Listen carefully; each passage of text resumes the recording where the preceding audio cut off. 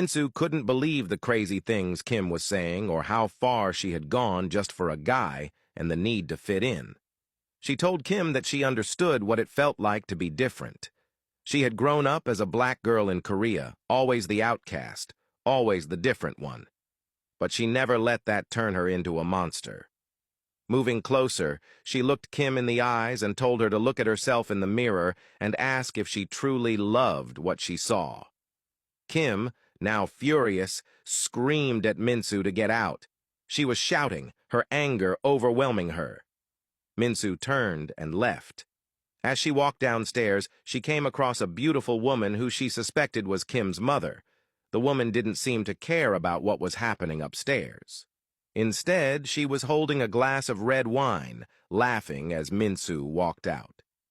On the way back to the office, Minsu couldn't stop thinking about Kim and how pitiful she had looked.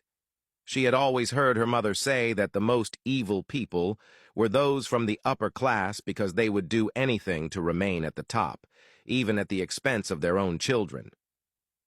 Minsu sat outside the art studio eating a donut for lunch, but her mind was elsewhere.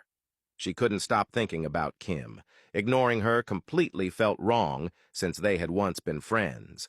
She wondered if there was anything she could do to help, to at least show Kim that she was capable and beautiful, that she didn't need anyone's validation to see her worth.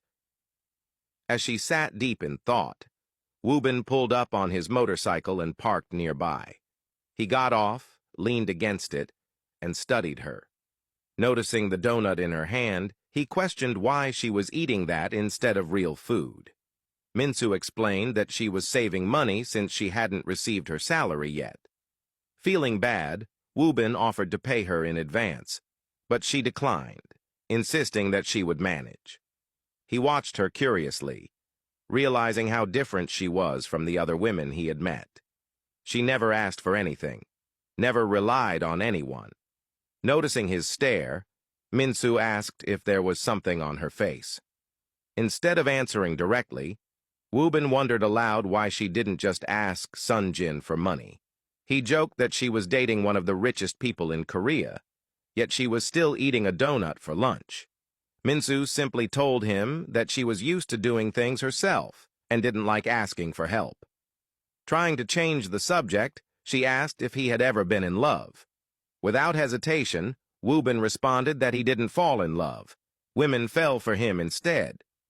Minsu laughed, amused by his confidence, but he continued with a more serious tone.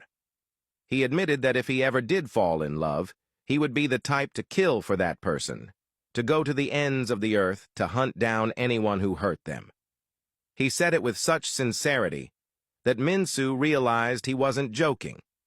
Calling him crazy, she shook her head, though he only laughed. When he asked why she had brought up the topic, she mentioned having a friend who was crazy in love but chose not to elaborate. Checking the time, she excused herself, saying it was time to get back to work, and walked into the studio. Inside, a few clients had arrived, and Minsu had to assist them. She helped a Korean gentleman browse through the paintings, explaining their meanings and styles.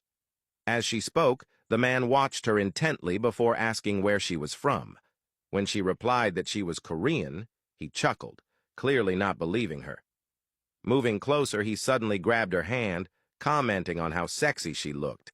Fear crept up her spine as she demanded that he let go, but he tightened his grip, ignoring her discomfort.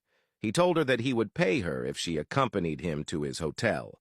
Minsu struggled to pull away, but his grip remained firm. Woobin, passing by, noticed the scene. Without hesitation, he stormed over, grabbed the man by his shirt, and ordered him to release Minsu.